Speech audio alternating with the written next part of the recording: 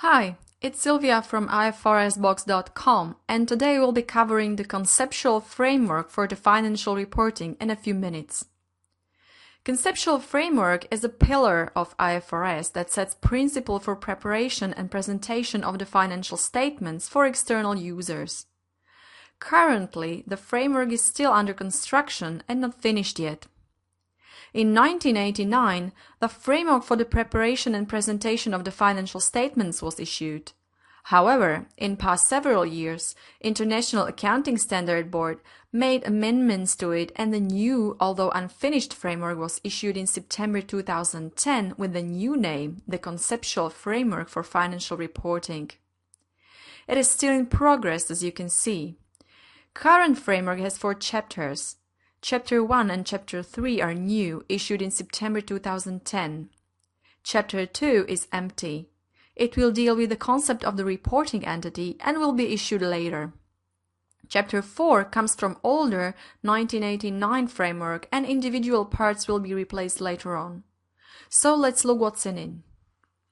Chapter 1 is about objective of the general purpose financial reporting, which is to provide financial information about the reporting entity that will help to many different parties such as investors, lenders, regulators, or other.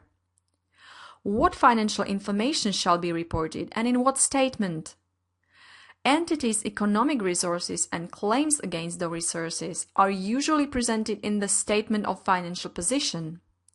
Changes in economic resources and claims resulting from economic performance are presented in the statement of comprehensive income. Changes in entities' cash flows are presented in the statement of cash flows, and changes in economic resources and claims not resulting from economic performance are presented in the statement of changes in equity, for example, issue of new shares. The statements are listed in IAS 1, but here we try to link them directly to framework. Chapter 2 is currently empty and will be added later. It will discuss the concept of the reporting entity. Chapter 3 discusses qualitative characteristics of the financial information, so that the information is really useful for its users. There are 2 types of characteristics, fundamental and enhancing. The first fundamental characteristic is relevance. Relevant financial information is capable of making a difference in the decisions made by users. Here, the concept of materiality applies. Materiality is an entity-specific aspect of relevance based on the nature or magnitude or both of the items to which the information relates in the context of an individual entity's financial report. And in other words, it's something like significance. The second fundamental characteristic is faithful representation. Financial information must not only be relevant, but must faithfully represent what it aims to represent. Therefore, it must be complete, neutral, and free from error. Financial information shall have both fundamental characteristics.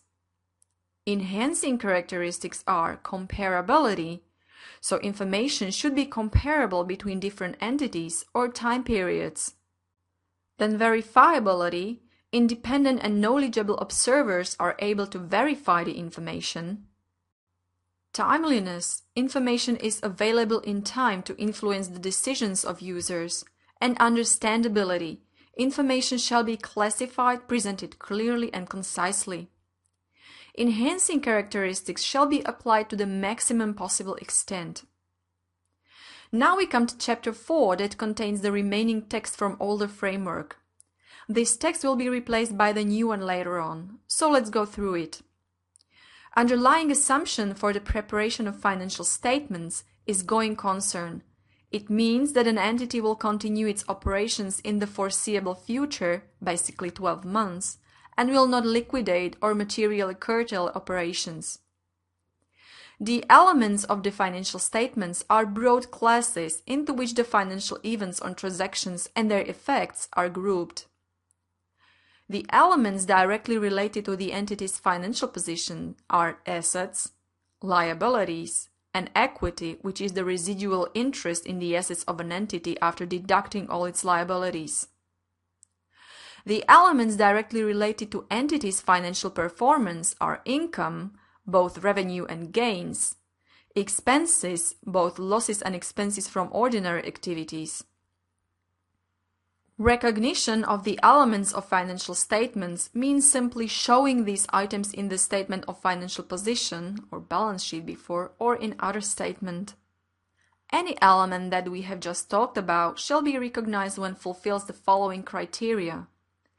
It is probable that any future economic benefit associated with the item will flow to or from the entity, and the item's cost or value can be measured with reliability. While recognition means when or whether to recognize, measurement means in what amount to recognized asset, liability, piece of equity, income, or expense.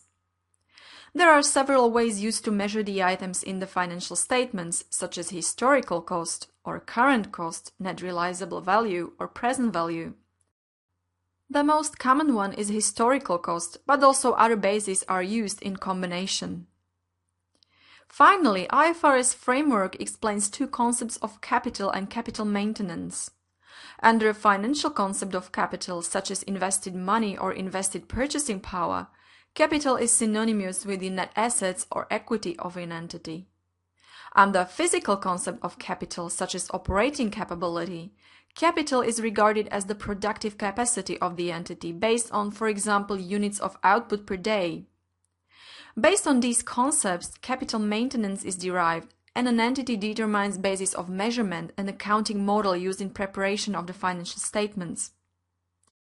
So, that's the conceptual framework at a glance. Visit our website www.ifrsbox.com, subscribe to our newsletter and get the newest IFRS articles, videos and other stuff. And as a bonus, you can download our free ebook Short Guide to IFRS. And thanks for watching.